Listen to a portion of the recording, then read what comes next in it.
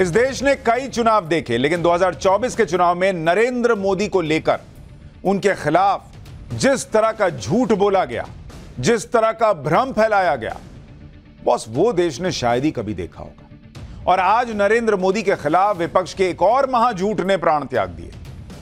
भाई ये लोग कहे थे मोदी संविधान खत्म कर देंगे, नहीं हुआ ना। इन्होंने कहा था नरेंद्र मोदी आरक्षण खत्म कर देंगे, नहीं हुआ ना। वो झूठ तो मर ही गए, लेकिन आज एक और बड़ा झूठ मर गया। इस झूठ की उम्र करीब 2 से 3 महीने की थी। यह झूठ चुनाव के वक्त जबरदस्त फिट था, जबरदस्त हिट था। इस झूठ के सहारे इंडी गठबंधन ने जनता को खूब डराया, लेकिन आज जैसे ही कई राज्यों में उपचुनाव के लिए जनता ने वोट डाला, वैसे ही इस झूठ की सांसें भी उखड़ गई। क्योंकि लोकसभा चुनाव में इंडी अलायंस ने क्या झूठ माहौल बनाया था, आपको याद है? इन्होंने कहा था कि नरेंद्र मोदी अगर तीसरी बार चुनाव जीत गए तो फिर देश में कोई चुनाव ही नहीं होगा। अगर नरेंद्र मोदी फिर से चुनाव जीत जाएंगे तो तानाशाही पर उतर आएंगे। और यही डर दिखाकर जनता से कहा गया कि उनके पास यह वोटिंग का आखिरी मौका है। जनता को डर दिखाया गया कि अपने वोट को बचाने के लिए वोट कीजिए। कहा गया कि नरेंद्र मोदी जीते तो संविधान खत्म कर देंगे, चुनाव खत्म कर देंगे। अगर नरेंद्र मोदी जीते तो फिर इसके बाद देश में कोई चुनाव ही नहीं होगा। लेकिन आप देखिए कि नरेंद्र मोदी जीत भी गए, तीसरी बार प्रधानमंत्री भी बन गए, सरकार को महीना भर भी हो चुका और देश में चुनाव हो रहे हैं और आगे भी होते रहेंगे। लेकिन कोई पूछे इंडी अलायंस और इनके इकोसिस्टम से कि बॉस कितने झूठे हो यार, कितना झूठ बोले कि नरेंद्र मोदी अब चुनाव नहीं होने देंगे। चुनाव नहीं होने देंगे तो आज उपचुनाव के लिए वोट कैसे पड़े? आज जो उपचुनाव में के लिए वोटिंग हुई है और जो चुनाव आगे होने वाले हैं उसकी विस्तार से बात करूंगा। केजरीवाल के साथ क्या हो रहा है यह भी बताऊंगा। लोकसभा चुनाव के बाद आज पहले उपचुनाव हुए और इन चुनाव में एनडीए और इंडी अलायंस का टेस्ट हो रहा है। इसके अलावा यूपी में नरेंद्र मोदी और योगी की जोड़ी का भी जल्द एक और टेस्ट होने वाला है, उसके बारे में भी आज बात होगी। और इस टेस्ट में राहुल गांधी और अखिलेश यादव की नई ताकत का भी टेस्ट हो जाएगा। इसके अलावा देश में एक नेता है अरविंद केजरीवाल, जिनका टेस्ट ही खत्म नहीं हो रहा। चुनाव से लेकर अदालत तक अरविंद केजरीवाल की अग्नि परीक्षा जारी है और कैसे जेल में बैठे केजरीवाल का सबसे बड़ा टेस्ट आज शुरू हो गया है, यह भी बताऊंगा। लेकिन सबसे पहले आपको बताता हूं कि किन राज्यों में आज उपचुनाव के लिए वोट पड़े हैं। बंगाल की 4 सीटें, जिसमें रायगंज, रानाघाट, दक्षिण, बगदा और माणिकताला, ये 4 सीटें थी। हिमाचल प्रदेश की 3 सीटों पर आज वोटिंग हुई है, देहरा, हमीरपुर और नालागढ़। उत्तराखंड की 2 सीटें, बद्रीनाथ और मंगलौर। मध्य प्रदेश की 1 सीट है अमरवाड़ा और पंजाब की 1 सीट जालंधर वेस्ट के अलावा बिहार की 1 सीट रुपौली है, जहां पर आज वोटिंग हुई, और तमिलनाडु की 1 सीट विक्रामबंदी। इन 13 सीटों पर आज वोटिंग हो गई। इसमें ज्यादा वो सीटें हैं जो विधायकों के सांसद बनने से खाली हुई हैं। 3 सीटें ऐसी हैं जहां विधायक के निधन के बाद उपचुनाव हो रहा है। इन 13 सीटों पर एनडीए और इंडी गठबंधन की सीधी टक्कर है। 13 सीटों पर पिछली बार के नतीजे भी आपको बता देता हूं ताकि आपको पता चले कि क्यों इसको टेस्ट कह रहा हूं मैं, कि क्या स्थिति है नहीं है पता चलेगा। 7 राज्य और 13 सीटें जिन पर आज वोटिंग हुई है, 13। इसमें पिछले बार का पिछला रिजल्ट क्या था? पिछला रिजल्ट जो रहा था इन सीट्स पर वो ये था कि इंडी अलायंस को अगर आप देखेंगे तो 5 सीट आई थी, एनडीए को अगर आप देखेंगे तो 4 सीट आई थी, और इंडिपेंडेंट निर्दलीय जो होते हैं उन कैंडिडेट ने इसमें से 3 सीटें जीती थी और 1 सीट बीएसपी के खाते में गई थी। यह रहा था इन 13 सीटों का हाल। यानी इंडी अलायंस क्या अपनी 5 सीट बचा पाती है, बढ़ा पाती है, एनडीए 4 सीट बचा पाती है या बढ़ा पाती है, या फिर बीएसपी कुछ गेम करती है, यह सब देखने वाला लायक रहेगा। 13 सीटों पर हो रहे उपचुनाव में सबसे ज्यादा हलचल बंगाल में। बंगाल में चारों सीट जीतने के लिए बीजेपी और टीएमसी ने पूरा जोर लगा दिया है। बंगाल की जिन 4 सीटों पर वोटिंग हुई उसमें से 3 सीटें ऐसी हैं जहां बीजेपी के विधायक पाला बदलकर टीएमसी में आ गए थे और लोकसभा चुनाव लड़ा था। हालांकि टीएमसी के 3 उम्मीदवार लोकसभा चुनाव हार गए, लेकिन टीएमसी ने पाला बदलकर आए नेताओं पर उपचुनाव में फिर से भरोसा जता दिया है। टीएमसी ने रायगंज सीट पर कृष्ण कल्याणी को मौका दिया है, जो साल 2021 में यहां से बीजेपी की टिकट पर जीते थे। इसी तरह रानाघाट दक्षिण सीट पर टीएमसी ने मुकुटमणि अधिकारी को उतारा है, जो साल 2021 में बीजेपी के टिकट पर चुनाव जीते। इसके अलावा माणिकताला सीट पर टीएमसी के विधायक साधन पांडे का निधन हो गया। उनकी जगह टीएमसी ने उनकी पत्नी को टिकट दिया है। लोकसभा चुनाव में मिली जीत से टीएमसी का मनोबल हाई है, लेकिन उपचुनाव में ऐसे कई फैक्टर्स हैं जो बीजेपी के पक्ष में जाते दिख रहे हैं। पहला फैक्टर यह है कि 4 में से 3 सीटों पर पिछली बार बीजेपी ने जीत हासिल की थी।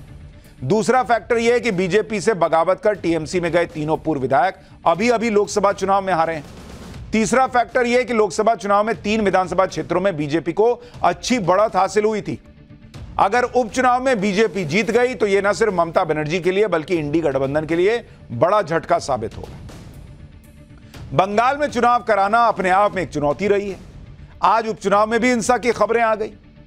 मतलब चुनाव हो और बंगाल से हिंसा की खबर ना आए, ऐसा तो होता ही नहीं आजकल। बंगाल की बगदा सीट पर बीजेपी उम्मीदवार को कुछ लोगों ने घेर लिया, उनकी कार पर पत्थर मारकर हमला कर दिया। आप तस्वीर देखिए बॉस। बीजेपी के उम्मीदवार ने आरोप लगाया कि जब वो पोलिंग बूथ पर गए तो टीएमसी के कार्यकर्ताओं ने उन्हें घेर लिया और उन पर हमले की कोशिश की। उनकी गाड़ी पर पत्थर तक बरसाए गए। हालांकि टीएमसी ने इन आरोपों से इनकार कर दिया है और कहा है कि बीजेपी की यह अंदरूनी लड़ाई का नतीजा है। चुनाव आयोग ने इस मामले में स्थानीय प्रशासन से रिपोर्ट भी मांगी। बंगाल में चुनाव से पहले भी हिंसा की खबरें आई। बीजेपी ने आरोप लगाया कि रानाघाट दक्षिण विधानसभा में बीजेपी के पंचायत मेंबर के घर पर टीएमसी के 30 से 35 कार्यकर्ताओं ने हमला किया। बीजेपी ने बताया कि उनके पोलिंग एजेंट के घर पर आज सुबह तोड़फोड़ हुई, फायरिंग हुई और इसी तरह मंगलवार की रात को 30 से 35 नकाबपोश लोगों की भीड़ ने बीजेपी नेताओं के घर को टारगेट किया, वहां तोड़फोड़ की। टीएमसी ने इन सभी आरोपों से हमेशा की तरह इनकार किया है। बंगाल पुलिस ने बताया कि उसने इस घटना में कुछ लोगों को गिरफ्तार भी किया है।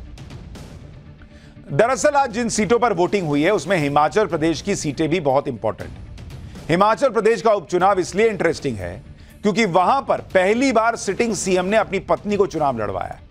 सीएम सुक्खू की पत्नी कमलेश ठाकुर देहरा सीट से कैंडिडेट, इसलिए उपचुनाव में सीएम सुक्खू की प्रतिष्ठा दांव पर लगी हुई है। हिमाचल में 3 विधानसभा सीटों के उपचुनाव की वोटिंग हुई है। इनमें देहरा, नालागढ़ और हमीरपुर की विधानसभा सीट शामिल है। ये तीनों सीटें निर्दलीय विधायकों को पिछले बार मिल गई थी जो बीजेपी में शामिल हो गए थे। वैसे उपचुनाव से सुक्खू सरकार को कोई खतरा नहीं है क्योंकि उनके 38 विधायक ऑलरेडी हैं और बीजेपी के 27 ही विधायक हैं। अगर कांग्रेस तीनों सीट हार भी जाती है तो सरकार के पास नंबर बने रहेंगे, लेकिन विपक्ष में बीजेपी की ताकत बढ़ जाएगी और फिर सरकार पर दबाव भी बनेगा। इतना ही नहीं, कांग्रेस पर भी प्रश्न चिन्ह खड़े होंगे कि अभी लोकसभा में हिमाचल की सारी सीटें गंवाई और उपचुनाव में भी अगर सीट चली गई तो बड़ी थूथू होगी।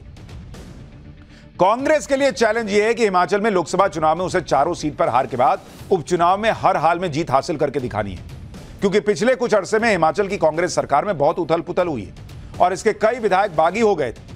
उधर बीजेपी भी पूरा जोर लगा रही है कि उपचुनाव में 3 सीटें जीतकर और सीएम की पत्नी को चुनाव में हराकर वो विधानसभा में अपनी ताकत बढ़ाए, कांग्रेस की राज्य सरकार पर और दबाव बढ़ाए। भाई अगर मुख्यमंत्री की पत्नी हार गई तो मैसेज चला जाएगा कि सरकार को लेकर लोग क्या सोच रहे हैं। इसी तरह से उत्तराखंड की जिन 2 सीटों पर आज उपचुनाव के लिए वोटिंग हुई वो भी बहुत इंटरेस्टिंग है। इनमें एक सीट तो बद्रीनाथ की है जहां कांग्रेस जीती थी, लेकिन कांग्रेस के विधायक राजेंद्र भंडारी बीजेपी में शामिल हो गए थे, इस वजह से उपचुनाव हो रहा है। बद्रीनाथ की यह सीट इसलिए भी इंपॉर्टेंट है क्योंकि यहां बद्रीनाथ चारधाम तीर्थ स्थान और जोशीमठ जैसे धार्मिक केंद्र हैं। बीजेपी चाहती होगी कि बद्रीनाथ की सीट जीतकर अयोध्या में हुई हार की कसर इंडी गठबंधन से निकाल ली जाए। इसी तरह से उत्तराखंड की दूसरी सीट मंगलौर, जहां पर उपचुनाव के लिए वोटिंग हुई है, वो भी बहुत इंपॉर्टेंट है। मंगलौर मुस्लिम बहुल सीट है जहां पर सबसे ज्यादा मुस्लिम वोटर हैं और इसके साथ दलित और जाट वोट भी प्रभावी भूमिका निभाते हैं। मंगलौर की सीट 2022 के चुनाव में बीएसपी के सरवत करीम अंसारी ने जीती।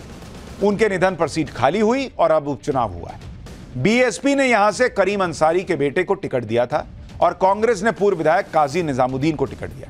बीजेपी ने मंगलौर की सीट पर एक पैराशूट कैंडिडेट करतार सिंह भड़ाना को उतारा जो हरियाणा के नेता हैं। बिहार में भी जबरदस्त मुकाबला है। यहां एक सीट पर उपचुनाव की लड़ाई नीतीश कुमार और तेजस्वी यादव के बीच साख की लड़ाई बन गई है। और रुपौली सीट पर आरजेडी ने फिर से बीमा भारती को उतारा है।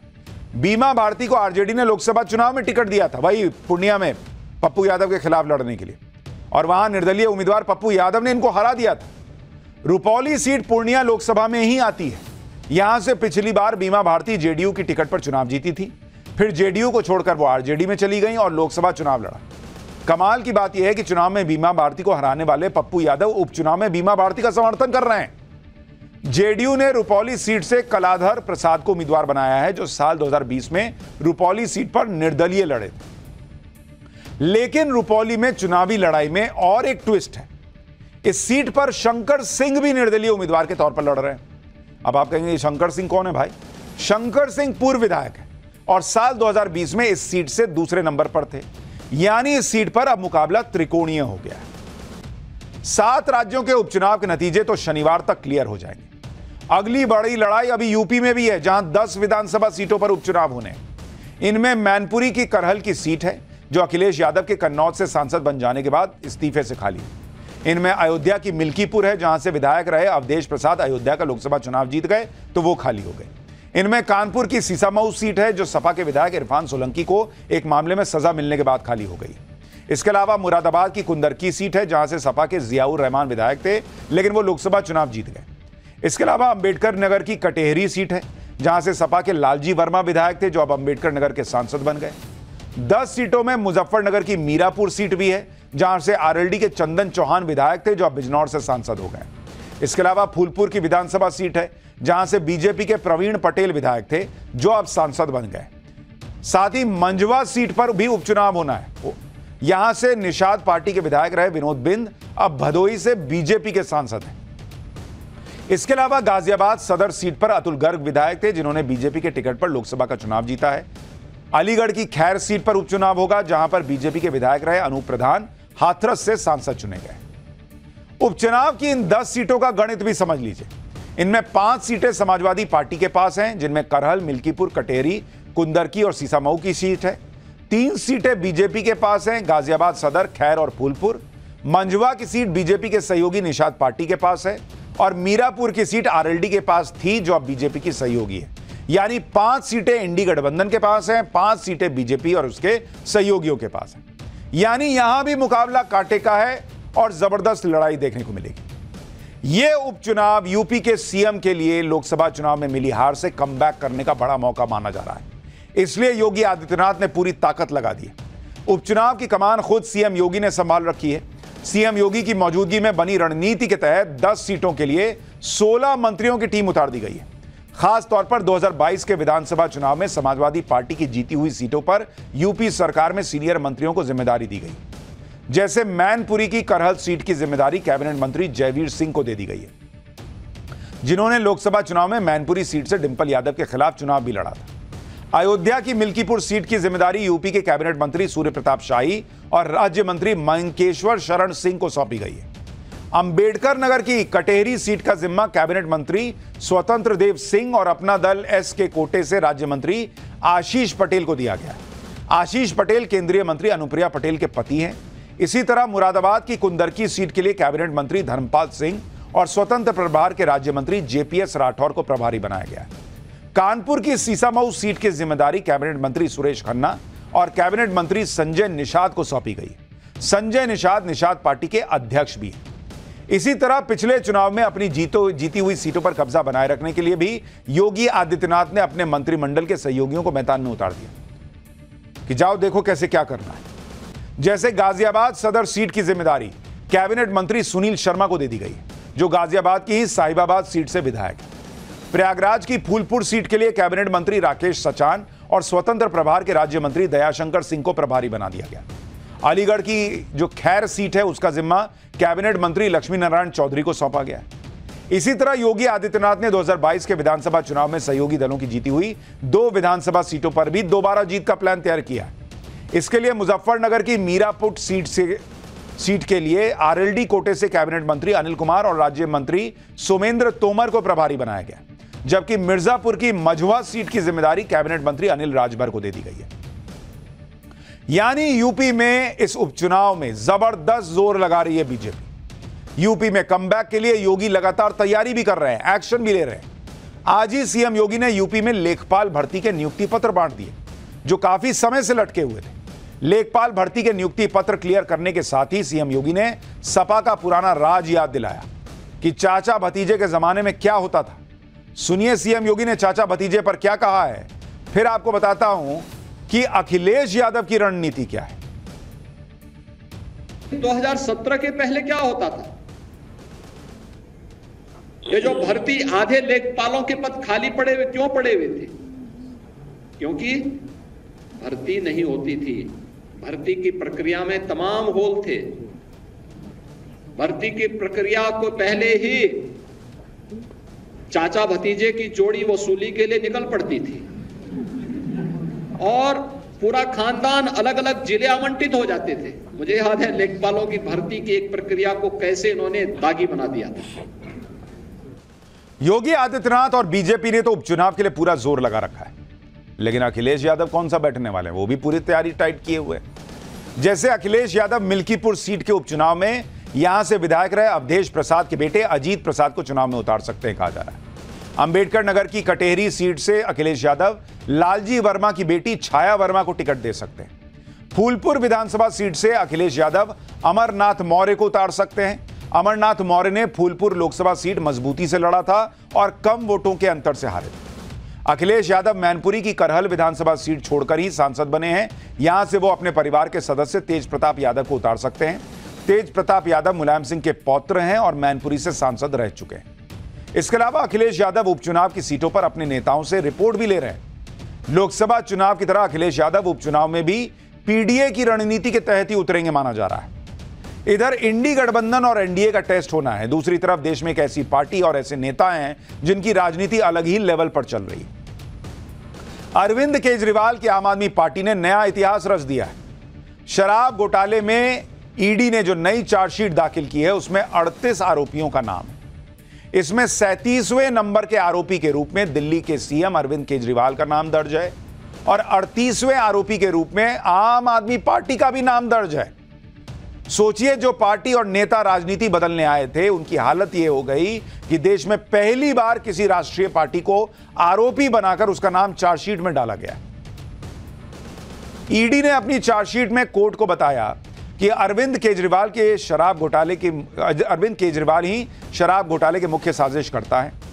उन्हें गोवा इलेक्शन में रिश्वत के पैसे का इस्तेमाल किया की जानकारी थी और वो इसमें शामिल थे। चार्जशीट में अरविंद केजरीवाल और आरोपी विनोद चौहान के व्हाट्सएप चैट का डिटेल दिया गया है। आरोप है कि कविता के पीए ने विनोद के जरिए 25 करोड़ रुपए गोवा चुनाव के जरिए आम आदमी पार्टी को पहुंचाए थे। चार्जशीट में कहा गया है कि अरविंद केजरीवाल आम आदमी पार्टी के संरक्षक है, इस वजह से पार्टी के हर काम के लिए वो जिम्मेदार है। आम आदमी पार्टी प्रोसीड ऑफ क्राइम यानी अपराध से अर्जित आय की मुख्य तौर पर लाभार्थी है। साउथ लॉबी की तरफ से आए बतौर रिश्वत 100 करोड़ में 45 करोड़ का इस्तेमाल आम आदमी पार्टी ने गोवा इलेक्शन में किया था। शराब घोटाले के आरोपों के मामले में अरविंद केजरीवाल की मुश्किलें अब और बढ़ने वाली हैं, क्योंकि पीएमएलए कोर्ट ने 17 मई को दाखिल ईडी की चार्जशीट पर संज्ञान ले लिया है और अरविंद केजरीवाल के खिलाफ 12 जुलाई का प्रोडक्शन वारंट जारी हुआ है। ईडी ने यह भी आरोप लगाया है कि जांच के दौरान अरविंद केजरीवाल के 11 बार बयान दर्ज किए गए और वो कई बार सवालों के गोलमोल जवाब देते दिखे।